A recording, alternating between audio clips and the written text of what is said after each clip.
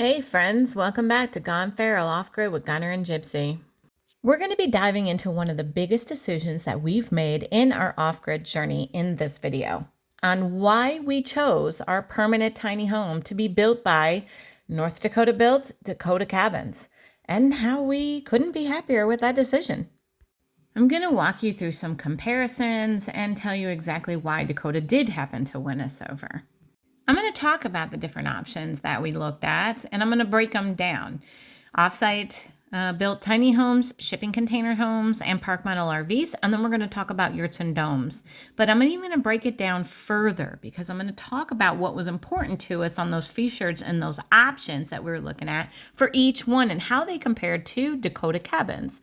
So let's get busy and break this little baby down.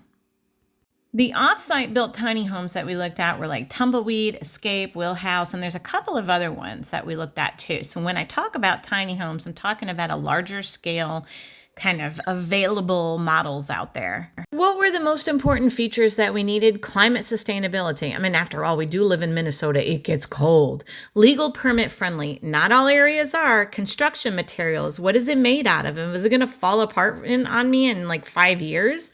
The aesthetic, price, budget, and the timeline. So let's see how they added up, okay?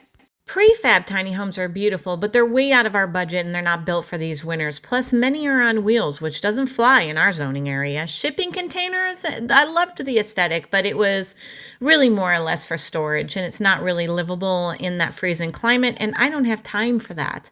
The park model OVs, some of them looked okay, but I felt like it was more like living in a camper. I might as well keep my 38-footer and live in that. A lot of them are also plastic, and it's not built to last in a northern climate for everyday permanent usage.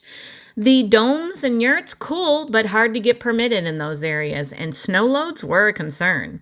Dakota Cabins just stood out. They're not just cabins, they're built like real homes with 2x6 walls, proper insulation, and zero plastic junk. There's no particle board, no flimsy hardware. So we needed something that could handle harsh northern Minnesota winters, hold up over time, and still feel like a home, not a camper. Dakota checked all of those boxes for us, and they worked with us directly.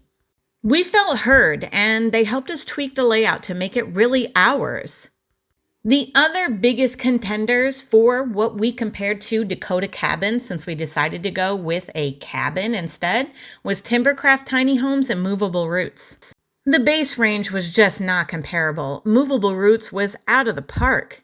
That cold climate was definitely a concern for us. Those Dakota Cabins are just meant for cold weather. Which brings us to insulation. Do you want to freeze or do you want to stay warm? Being able to customize was important to us, but not paying thousands and thousands of dollars just to do it. Delivery was also a concern. It's not like we can just go and pick up our cabin and bring it to our property. It really came down to cold weather, durability, budget, and overall off-grid potential. And that is why Dakota Cabins won us over. In the end, we needed something simple, strong, and sustainable, and Dakota Cabins gave us all that and made it feel like a home from day one. If you are on a similar off-grid journey or you're looking into alternative housing, don't overlook these smaller regional builders. Sometimes the best option is closer than you think. I've listed their websites, so please make sure you take a look at what they have to offer. When you go over to their website, you'll be able to really take a look at kind of the layout, delivery methods, prepping the site, and what you need to do to talk to them, get the process started. Look at new tiny homes. Before jumping into any off-grid or tiny home solution, you're going to want to check with your zoning laws and your permit requirements. That is something that we got sideswiped on, but Dakota Cabin came through for us and really provided us a lot of very important information for us to apply for permits in our local county. These cabins are built with pride. And they are rustic, handcrafted finishes. There's no particle board or plastic cabinetry. They're just simple, beautiful, functional layouts.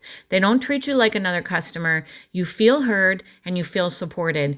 Visit their website, Check it out. They have everything from ADUs to cabin builds. They have layouts. They have pictures. They have all kinds of stuff for you to check out on their website. No, I'm not making money off of Dakota Cabins, and I'm not getting a discount for me featuring them.